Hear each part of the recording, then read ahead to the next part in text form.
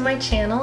I'm Kristen and today we are going to be making some vegan chocolate chip cookies.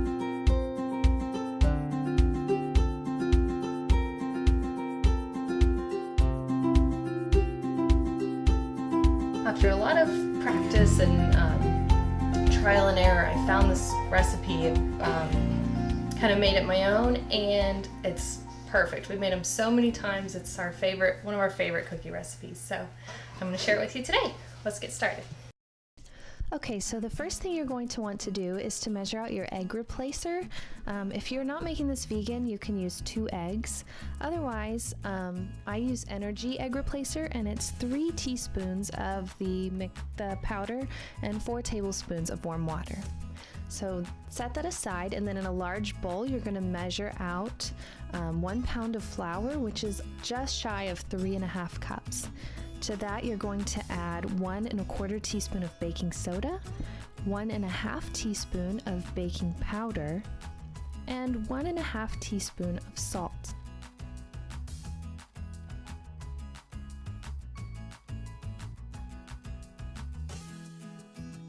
So we're going to mix that all together and set that aside as well.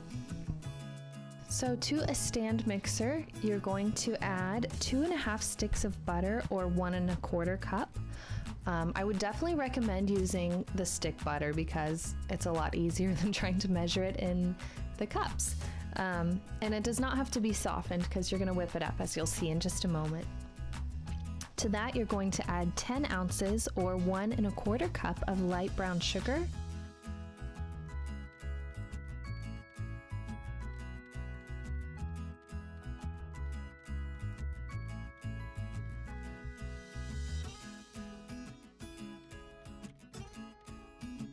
You are also going to add 1 cup plus 2 tablespoons or 8 ounces of white sugar. And you're just going to mix it up on medium speed to high speed for about 5 minutes until it gets nice and light and fluffy. Once it gets to that fluffy consistency, you're going to add 2 teaspoons of vanilla extract, and then your egg replacer will be added at this time.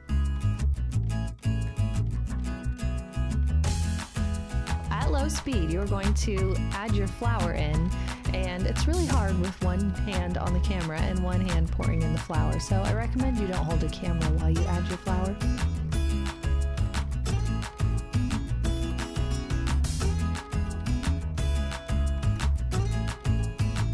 Once that's combined, you're going to add your chocolate chips, as many as you would like. It really doesn't matter. The recipe calls for 1 1/4 pound. I don't think I've ever used that much. And then I added walnuts because I like nuts in my cookies. You can add pecans or whatever else you'd like. You can use butterscotch chips or anything you'd like. Okay, so it's all combined, and I'm going to get rid of my stand mixer here. And I'm going to get some plastic wrap. I use press and seal. It doesn't have to be press and seal, that's just what I use. And you're going to lay out a large rectangle. And then if you would like to help just keep it a little neater, you can lay out some parchment paper on top of that. And then I add about half of the mixture to the parchment paper. And you're just going to use your hands and kind of press it all together. And I wrap the parchment paper around it and just kind of press and squeeze and lengthen it out so it's a nice shape that you would like for a slice and bake cookie. And you're going to put it in the refrigerator for several hours or overnight if possible to get the best result. Alright, so it's been about like 4 hours and I've had the cookie dough in the refrigerator. So now we're going to slice it and bake it, and we're going to have cookies. So it's really easy. You can just make them as big or as little as you want. Just make sure and leave some space in between. Mine are kind of oblong, which is fine. You can just kind of make them circular again if you want. If not, that's fine too. So I'm just going to put them on my cookie sheet. I've already preheated my oven to 350 degrees.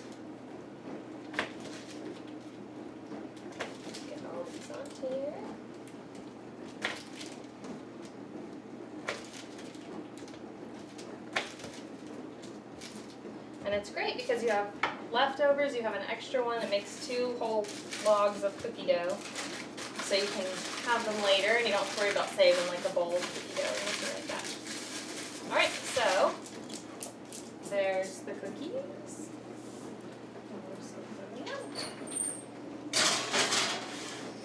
For, I'd say 8 to 10 minutes. I'll let you know exactly how long it takes, but usually 8 to 10 minutes is good, depending on your oven. See you in a minute. Alexa, stop. Okay, let me see if they're ready. Yeah. There they are. So these are a little bigger, I guess. They took about 10 minutes, so it just depends on how thick you cut them. So we're gonna move them to our cooling rack.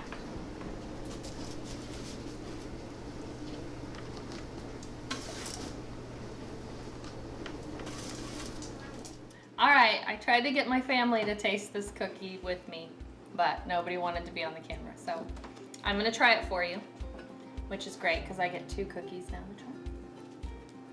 Alright, yes, I wanted to show you that, how they are nice and chewy in the middle and crispy on the outside, just how you want your cookies to be.